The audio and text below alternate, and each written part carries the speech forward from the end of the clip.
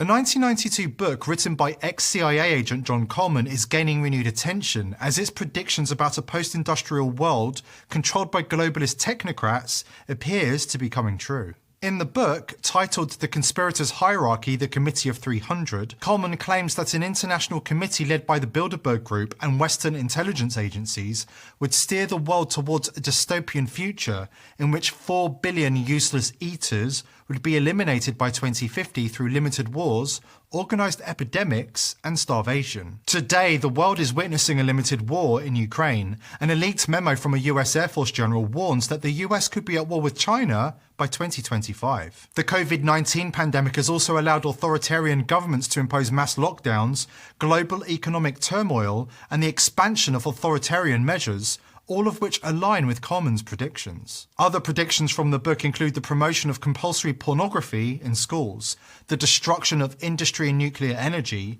the control of agriculture and food production by the Committee of 300, and a push for green energy that cannot sustain current energy demands. Does any of that sound familiar? In 2023, the liberal media is obsessed with promoting drag queens in schools. Agriculture and food production has been taken over by the globalist elite, with Bill Gates becoming America's biggest farmland owner, and the Dutch government forcing farmers off their land in order to comply with the crippling World Economic Forum green energy targets. The results have been tragic, with food shortages and spiraling energy prices punishing ordinary people. According to Coleman's 1992 book, these current events are not a coincidence, but are part of a decades-long plan to bring about a neo-feudalistic post-industrial society. Pointing out the hypocrisy of the elite never seems to make a dent or have any impact whatsoever on them.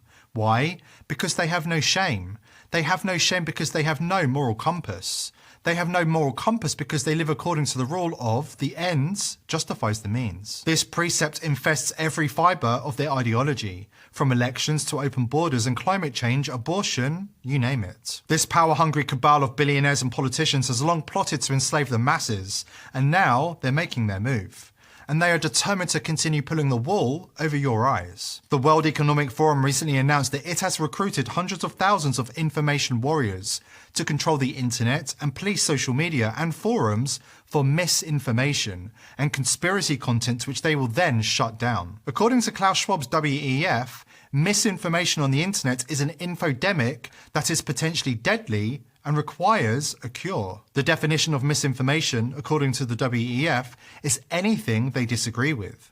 This means the information warriors will essentially be engaged in the act of shutting down dissent. Conspiracy forums and YouTube comment sections are being targeted by so-called digital first responders who pretend to be ordinary users of the platform but are actually working to disrupt proceedings and support the ideology of Klaus Schwab's WEF. Announcing the news on a WEF podcast, UN Communications Director Melissa Fleming said, "So far we've recruited 110,000 information volunteers.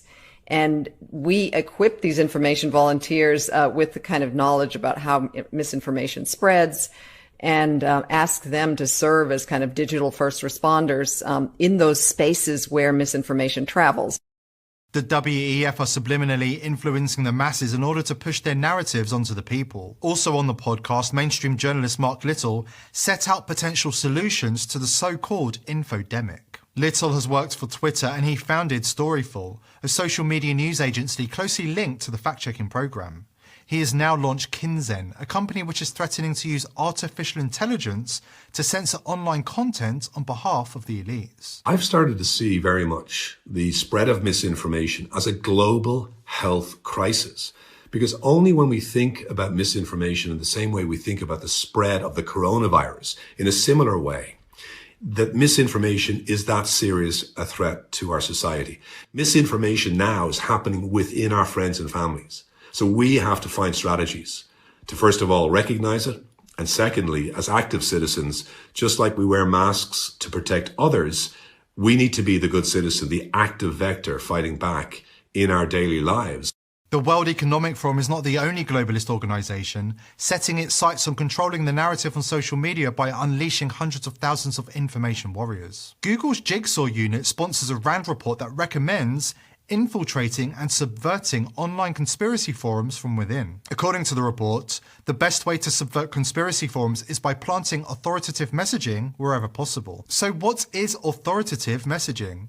If you've spent any time on forums lately, you might have noticed that when an interesting or explosive topic is created, the thread is immediately swarmed by users leaving messages disparaging the original post, picking it apart and basically finding any possible way to cast doubt on its legitimacy. This type of behavior is an example of authoritative messaging and is performed by users who are engaging on behalf of the World Economic Forum or Google's Jigsaw unit. The report states that if authoritative messaging in the conspiracy forum is successful, so-called moderate conspiracy theorists will flip to become influencers and help guide the flock to greener pastures as brand ambassadors for the common good, teaching others the errors of their ways. The Google report goes on to claim that conspiracy forum members will eventually be persuaded by the bombardment of content flagged by algorithms, and they will slowly come around to believing that mainstream media and the fact checkers are right by the sheer volume of evidence and/or peer pressure to conform. Judging by the content of this report, it's clear the elites don't have any respect for the intelligence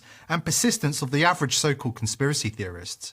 This is where they are getting it wrong. The average user of conspiracy forums in 2023 has already proven themselves by rejecting the all-encompassing fake news mainstream media, despite an endless barrage of propaganda and predictive programming.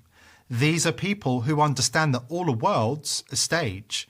These are people who are already battle-hardened. Trying to infiltrate conspiracy forums on social media and subvert certain members seems like a tactic that will be perceived as an intrusion that furthers the divide and leads to even less trust.